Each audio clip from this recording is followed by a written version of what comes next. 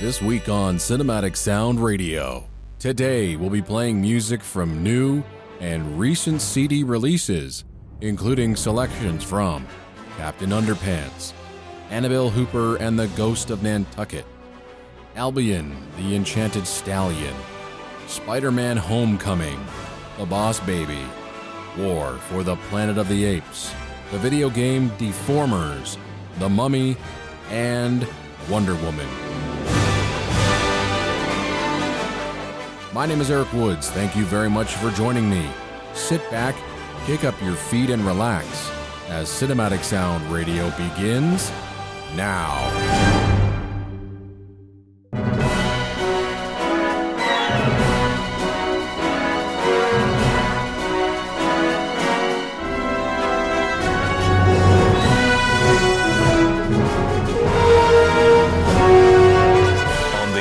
And streaming on the web since 1996, this is Cinematic Sound.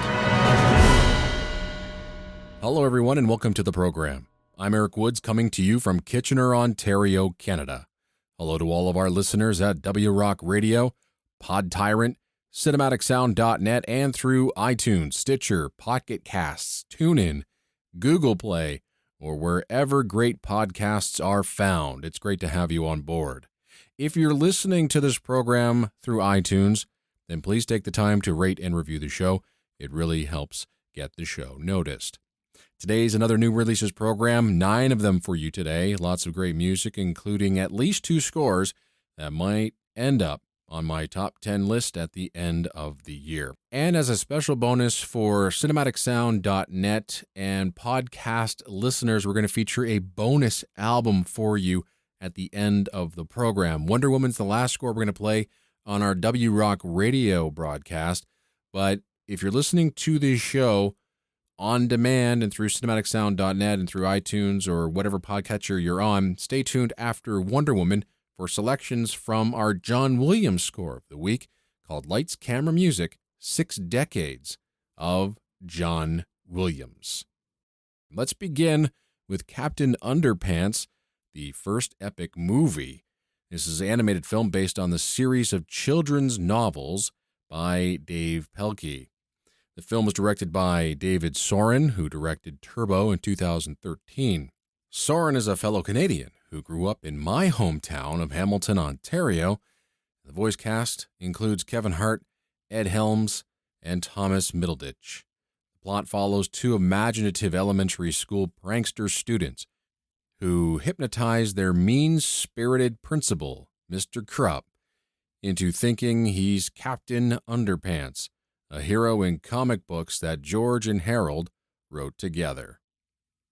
The mammoth score was written by Theodore Shapiro. It's enormous, fully symphonic, in the tradition of the great superhero scores of the past, most prominently Superman the Movie by John Williams. The main theme is a wonderful homage to the genre, the type of score that doesn't come along too often. But as I said in the past, animation is probably the only medium that still supports music of this sort all the time.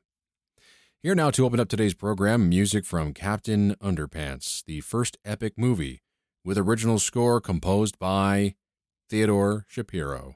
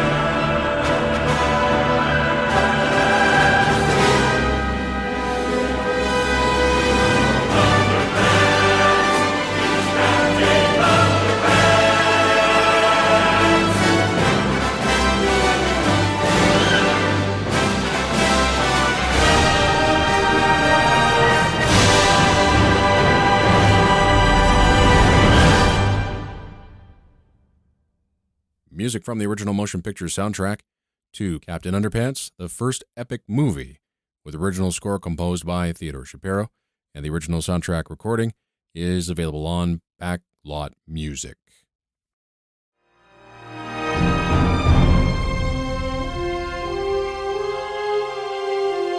You're listening to the film, television, and video game music radio show, Cinematic Sound.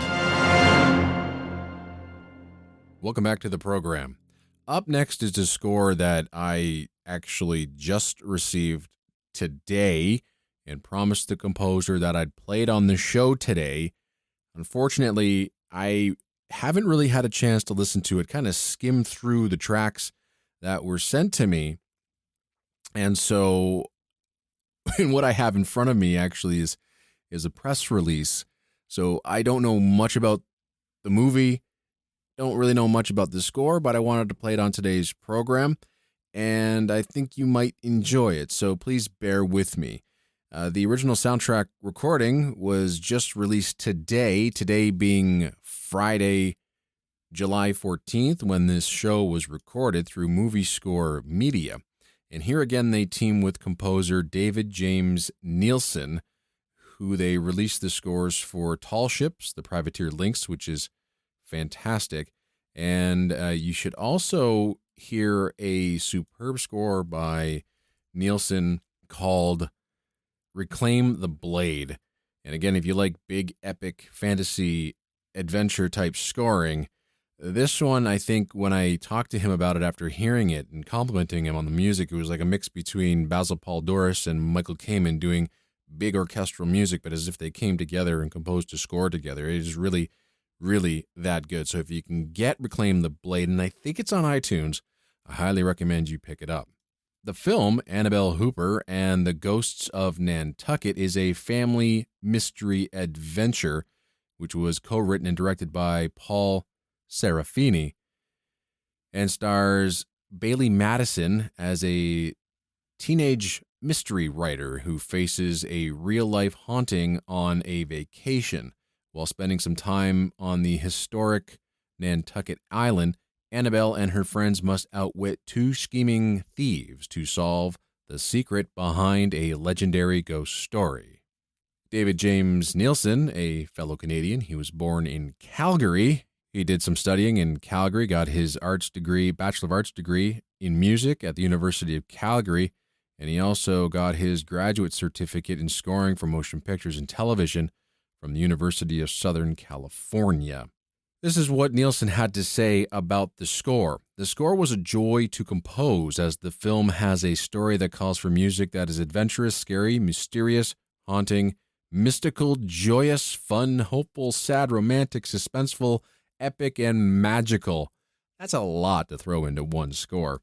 There are themes for the journal that Annabelle refers to throughout the film, as well as themes for the characters Tweed and Argyle. There's themes for the ghosts. There's lots of comedic music for a character named Jake. There's a clue theme, a love theme. There's a main theme, of course, for the film. There's themes all over the place. The score called for large orchestration with subtle cues incorporating solos from instruments such as piano, flute, oboe, clarinet, cello, and harp. There's so much going on in this score, so I really hope that out of the 12 to 15 minutes I'm going to play for you here on the program, you can get a sense of what Nielsen was doing in this score. Seemed like a wonderful project to work on. Here now is music from Annabelle Hooper and the Ghosts of Nantucket. Original score composed by David James Nielsen.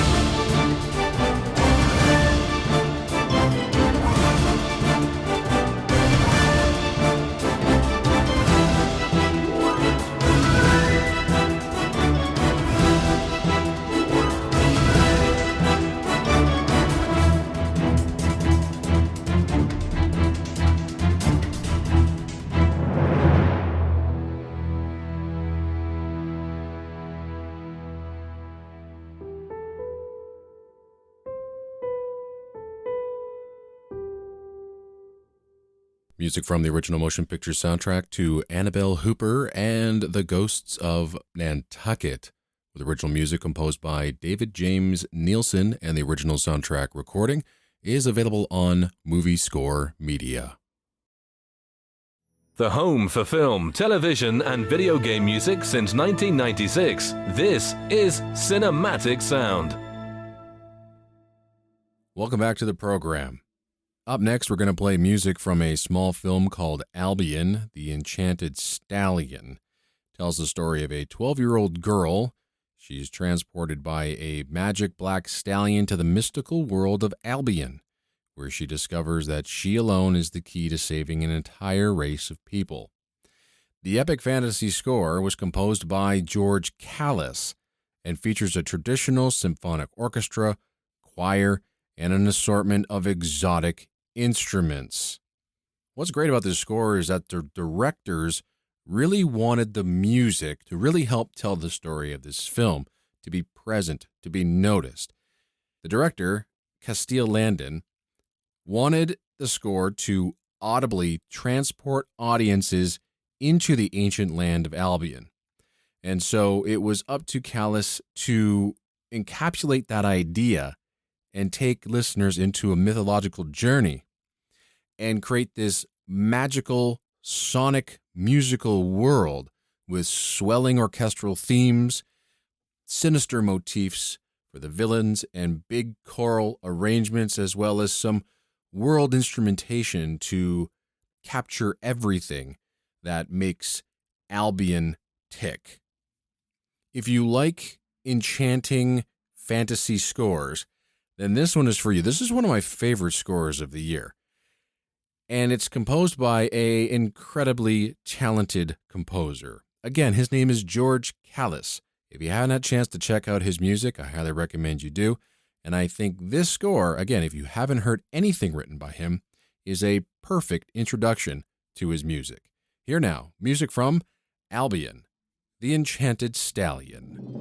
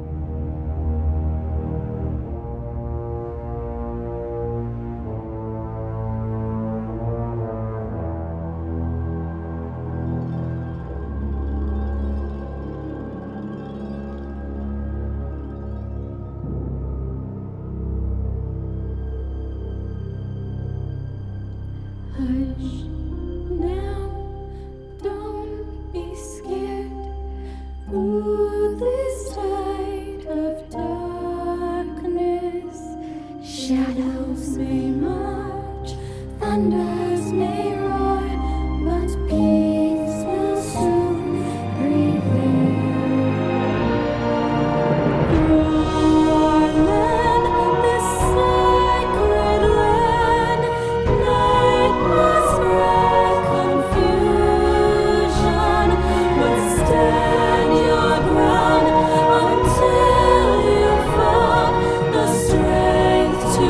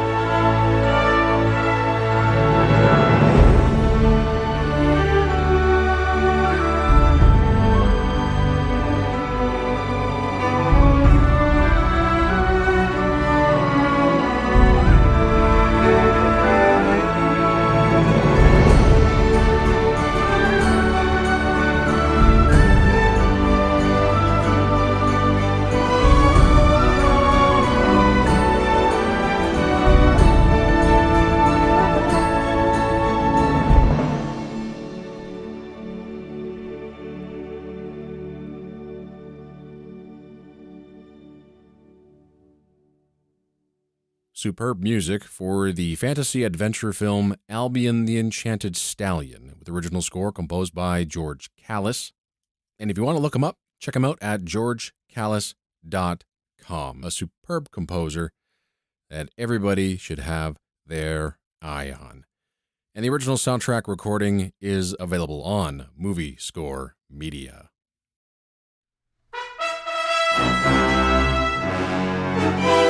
You're listening to the film, television, and video game music radio show, Cinematic Sound. Welcome back to the program. Up next is music from the second reboot of the Spider-Man franchise. Now, it's only been 15 years since Sam Raimi's original films came out, starring Tobey Maguire as the Web Slinger. There were 3 movies in that series, and then the series was rebooted in 2012. A sequel from that series was made in 2014, and now here we are in 2017 with yet another reboot of the series. It's insanity, the way that they just kind of go through and chew up and spit out these reboots. It's just absolutely amazing. But the films make a lot of money, and Spider-Man Homecoming has made a lot of money. As for Spider-Man Homecoming, it is the first Spider-Man film, however, that's officially part of the Marvel Cinematic Universe. The other films that were released were under the Sony Pictures umbrella. This new film was directed by John Watts, who is best known for his 2015 crime thriller Cop Car, starring Kevin Bacon. He's actually spent the majority of his career working for The Onion. This film stars Tom Holland and Michael Keaton, along with Jon Favreau, and Marissa Tomei, and Robert Downey Jr. Composer Michael Giacchino was tapped to write the music for this film, and it seems like he had a blast doing so. Spider-Man scores have always had a sense of fun, with music composed by Danny Elfman, Christopher Young, James Horner, Hans Zimmer, among others. There really isn't a bad score amongst that bunch. Giacchino's is a thematic delight, featuring an earworm of a theme for Spidey himself, which gets a generous workout through almost every single cue in the score. And it goes through quite a few variations as well. He does a great job at picking at it here and there. The Vulture, the bad guy in the film, gets his own motif, played by Michael Keaton, and there's a love theme mixed in there as well. Alan Silvestri's Avengers theme returns in a few cues, however, and this is really the most disappointing aspect of this score, and the most disappointing aspect of the Marvel Cinematic Universe, which is their musical identity. And none of the Iron Man themes, whether it's Ramin Djawadi's, John Debney's, or Brian Tyler's, makes an appearance in the film, even though, as I said, Iron Man plays a key role in this movie. So I don't understand what the deal is with the musical continuity of this film franchise. It's such a wasted opportunity to truly unite these films as a cohesive whole, and you can do that with its music. It just stuns me. But besides that, and if you can ignore that, this is an entertaining romp. Here now, music by Michael Giacchino from the film Spider-Man Homecoming, and the original soundtrack recording is available on Sony Classical.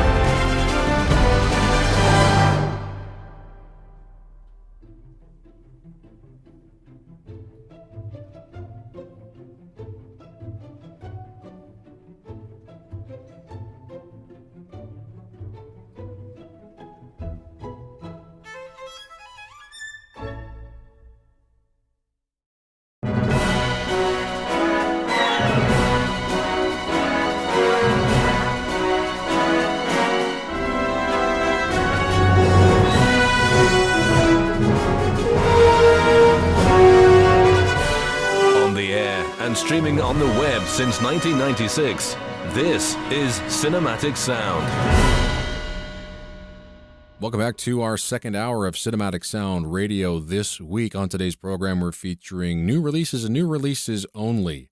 We're now going to feature music from the film The Boss Baby, which was entertaining, not a bad movie, which features an original score composed by Hans Zimmer and Steve Mazzaro. However, the highlight cue from this score, and one of the best cues of the year, no doubt, is a track called Love, which was composed by Conrad Pope. He was brought in by Hans Zimmer, and he thought of Conrad Pope specifically to arrange, adapt, compose, orchestrate, and conduct a piece of music to a particular scene in this film. And it really is the highlight of the film, and the music just tells the complete story. It's just fantastic. I wish Conrad Pope would get a special award just for this cue. Here's what Conrad Pope had to say about the cue. He wrote about it on Facebook around the time of the film's release. The cue had to be an almost standalone piece in order to function in its role in the storytelling of the film and the score.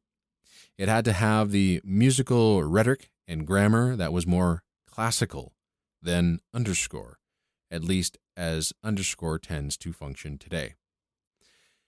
Conrad Pope conducted the cue in free time and old school with no headphones, no movie to match to, and performed this track as you would any other concert piece.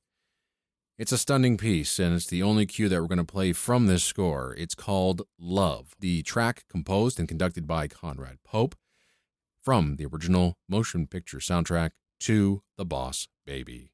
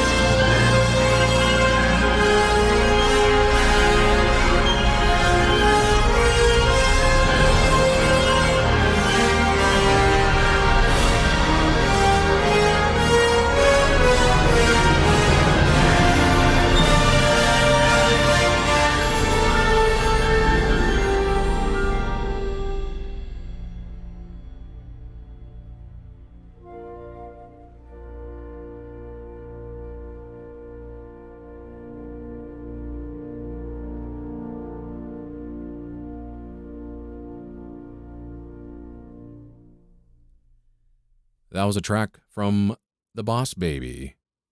The original score for that film was composed by Hans Zimmer and Steve Mazzaro. However, that track, called Love, was composed and conducted by Conrad Pope, and the original soundtrack recording is available on Backlot Music, one of the best pieces of music you will hear from film this year. Let's get back into our regular suites, as we are now going to play music from a brand new film which opened up this weekend called War for the Planet of the Apes, directed by Matt Reeves, starring Andy Serkis, Woody Harrelson, and Steve Zahn. This is the sequel to the first two films in the rebooted franchise. The story takes place 2 years after the events of Dawn of the Planet of the Apes. Caesar and his apes have been at war against the humans. As the apes start suffering heavy losses, Caesar wrestles with his darker instincts in order to face the Colonel and the traitorous Gorilla Red. Original score for the film is composed by Michael Giacchino. He's having a busy year, folks, another busy year. And we've already heard his exciting music from Spider-Man, and now only a few days later, we're treated to this emotional roller coaster. Giacchino expands on the brooding musical palette of his previous score, which I really wasn't a big fan of. However, it did have its moments, which included a sensational end credit cue.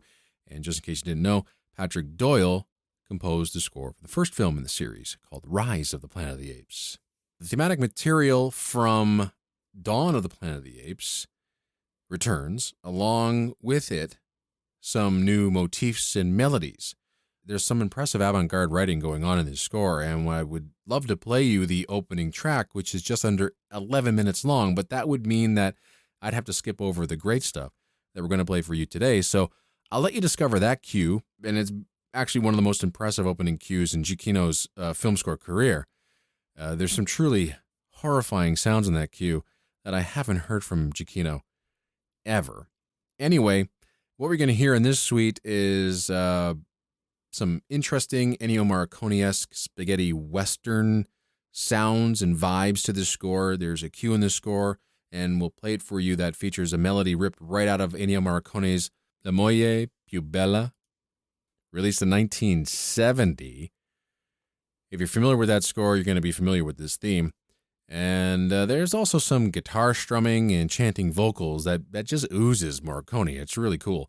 And then the theme gets reprised in a fabulous thematically led action cue as well.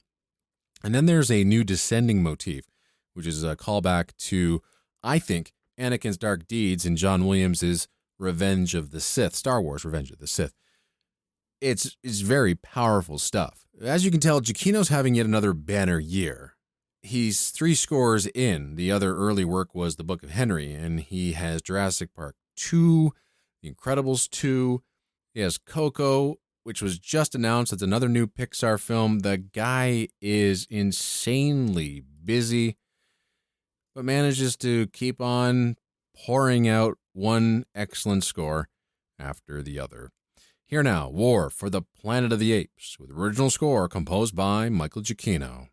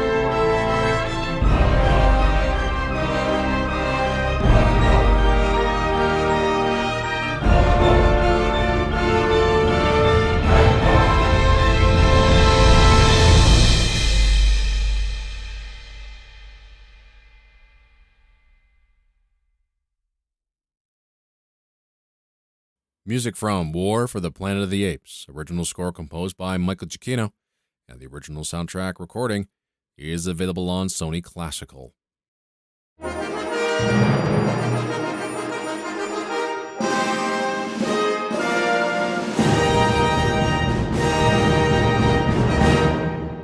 You're listening to the film, television, and video game music radio show, Cinematic Sound. Up next is our video game score of the week. And today we're going to be playing music from one of the most exciting composers working in the industry, and not just video games. Anything.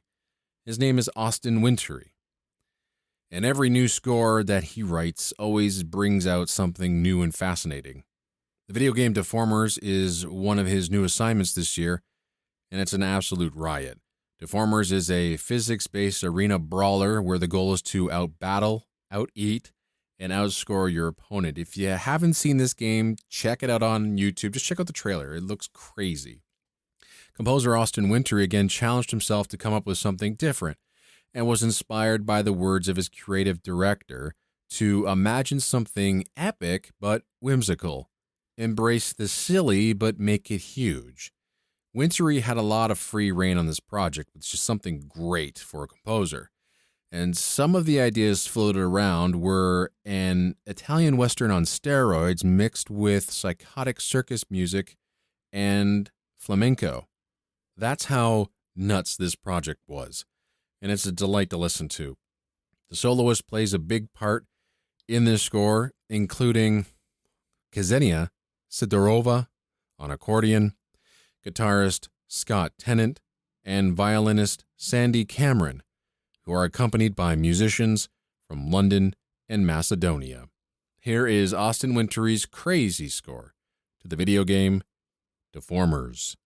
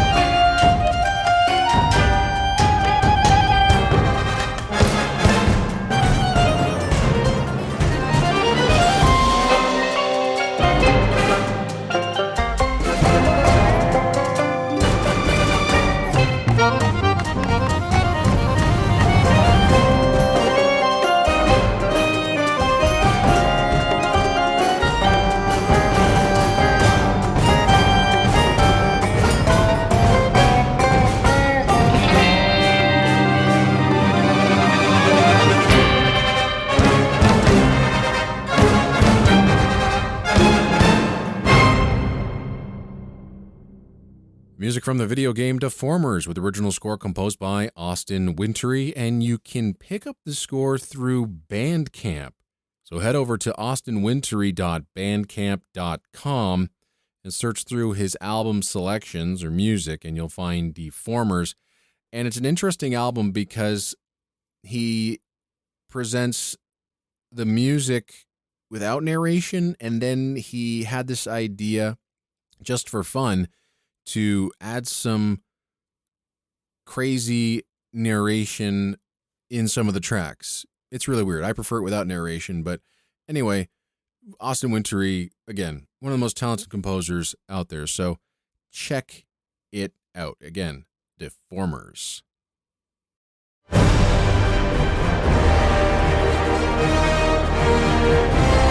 On the air and streaming on the web since 1996, this is Cinematic Sound.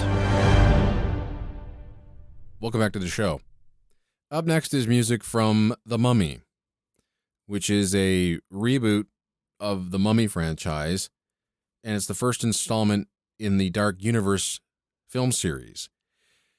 That's right. Here's another universe, lazy universe, this time based on Universal monster films.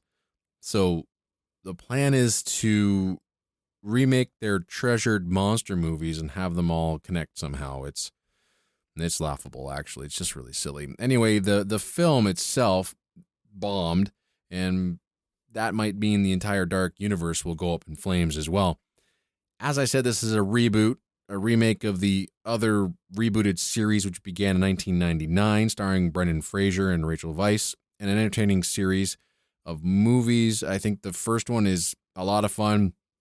The second one gets a little too crazy, and the third one had actually a pretty good first 35 minutes, and that went absolutely bananas as well. But they're a lot better than this movie for sure. And of course, the 1999 series was a remake of the 1932 classic Universal horror film. This new film stars Tom Cruise and was directed by Alex Kurtzman. Now, this is only Kurtzman's second film directing, but you'll most definitely recognize his name as the writer for Mission Impossible 3, rebooted Star Trek, The Watchmen, Cowboys and Aliens, and of course, the artistic masterpiece known as Transformers and The Amazing Spider-Man 2. And of course, on top of his directing duties on The Mummy, he also served as writer and producer. So what could go wrong? Well, everything. The film was a bomb. Not too many people liked it. It didn't do well at the box office. As I said, it was going to be part of this rebooted or new Dark Universe series of movies. I don't know. Hopefully it just ends with this movie because the movie's just not good. The only redeeming quality was Brian Tyler's exciting, old-school adventure score that rarely takes a moment to breathe. Here now, Brian Tyler's The Mummy.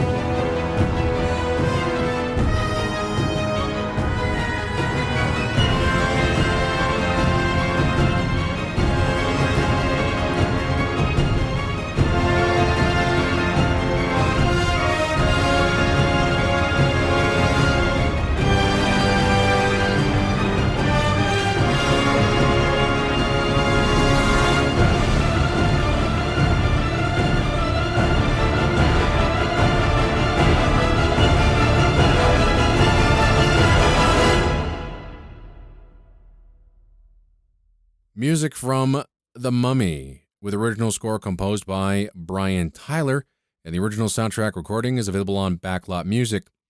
Now, I might be mistaken, but I know that this is available as a download only, and it features, again, I think the entire score. It's about 2 hours long, but there's going to be a shorter release that comes out a little bit later, which might help this score, and hopefully it's around a 60-minute release instead of 2 hours. 2 hours is a lot to get through. It's still really, really good music, so if you can kind of go through that 2-hour release, if you don't plan on getting the shorter one, and maybe chop it down by an hour, you're going to have yourself a real superb soundtrack album. It's a lot of fun, and as I said, it's energetic from note one right to the end. Speaking of endings, we've sadly come to the end of yet another edition of Cinematic Sound Radio. Thanks to everyone at WROCK Radio for helping me get this show on the WROCK airwaves. Check them out at WROCKradio.com. We are, of course, part of the Podtyrant network of podcasts, and thanks to everyone at Podtyrant for all their support. Feel free to reach out to Cinematic Sound Radio by emailing me at cinematicsound@yahoo.com. Don't forget to visit cinematicsound.net to hear an archived version of this show and years of previous programming as well. We're also on iTunes, and if you're listening to us through iTunes, please rate and review the show. I also want to thank Tim Burden for lending us his voice, for all the bumpers and stingers you hear throughout the program, and of course, David Coscina for writing Cinematic Sound Radio's intro music. So we end off today's program with one of the most successful DC Comics superhero films since The Dark Knight. This is Patty Jenkins' Wonder Woman, and it's really an entertaining, fun, and inspiring film starring Gal Gadot, who first played Wonder Woman in the awful Batman v Superman last year. However, it was her appearance in that movie that was the most memorable moment, not only visually, but musically as well. Hans Zimmer and Junkie XL during that moment introduced to us, for the very first time, Wonder Woman's theme, which polarized film music fans. I'd say that half loved it and the other half couldn't stand it. Filmgoers, on the other hand, loved it. I loved it. For me, during Batman v Superman, it broke the hours of doom and gloom and injected the score and film with a sense of fun. As for this film score, instead of going to Hans Zimmer or Junkie XL or Tom Holkenberg, as he wants to be known now, and disappointingly, they did not go with a female composer, which would have been the right thing to do. They hired Rupert Gregson-Williams, a very safe, inoffensive choice who wrote ultimately a very safe, inoffensive, bland, obvious score that played everything so rather spot on and was structured in the most basic form possible. And of course, the temp track bleeds through profusely. Everything from Mad Max to The Last Samurai to Inception. It's Remote Control Studios' greatest hits. However, and thank goodness for this and musical continuity's sake, the Wonder Woman theme makes a few cameos at the right moments. Even my 7-year-old daughter is familiar with this theme and yelled out, "Yes!" when it made its first appearance after the No Man's Land sequence in the movie. So we end out today's program with music from one of the biggest films of the year, Wonder Woman, with original score composed by Rupert Gregson-Williams. And that's it for me. Thank you very much for listening. I hope you enjoyed today's program. And until next time, take care and happy listening.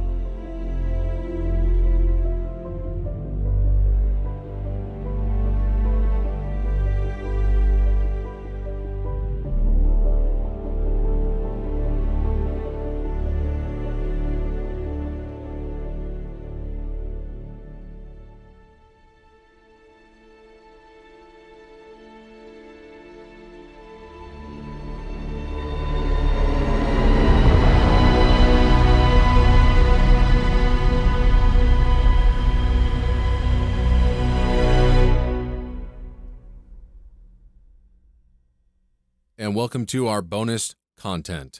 Thanks for sticking around.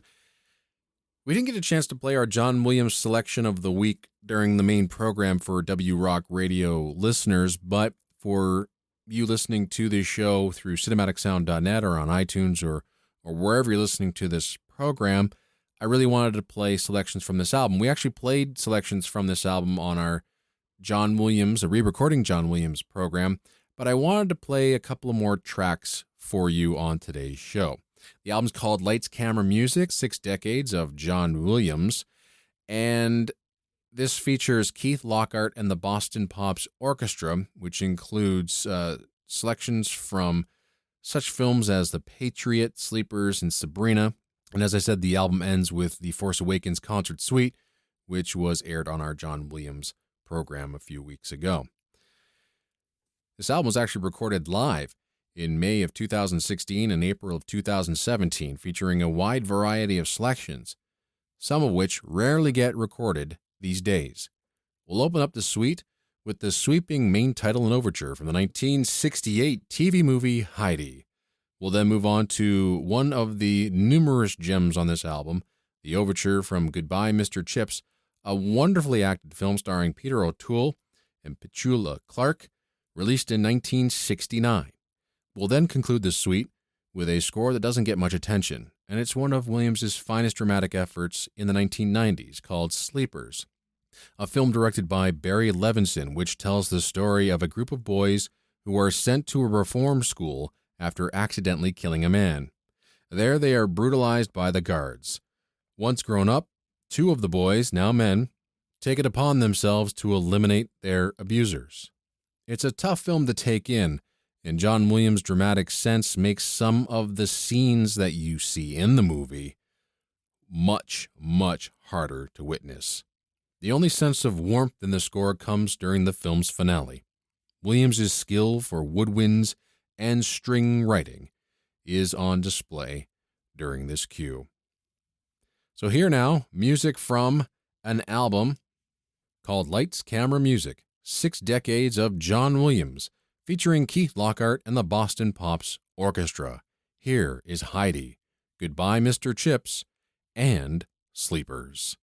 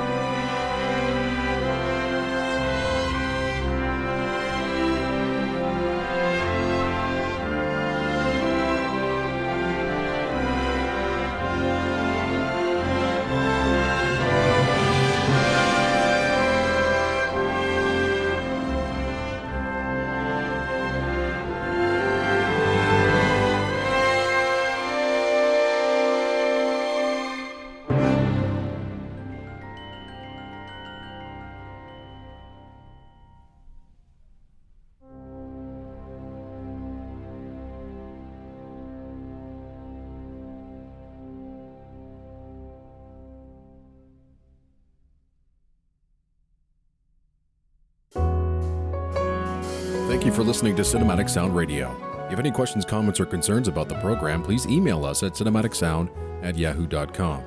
Don't forget to check us out at Cinematic Sound at cinematicsound.net on the web, Cinsound Radio on Twitter, and Cinematic Sound on Facebook. And if you listen to us on iTunes, why don't you take a moment right now to rate the show and write a brief review. All ratings and reviews help us get noticed on iTunes. And don't forget to tell your friends about the program as well. Share this show on your favorite social media network. We really appreciate all the support. And don't forget to check out our affiliates at WROCK Radio at WROCKRadio.com and Podtyrant at Podtyrant.com.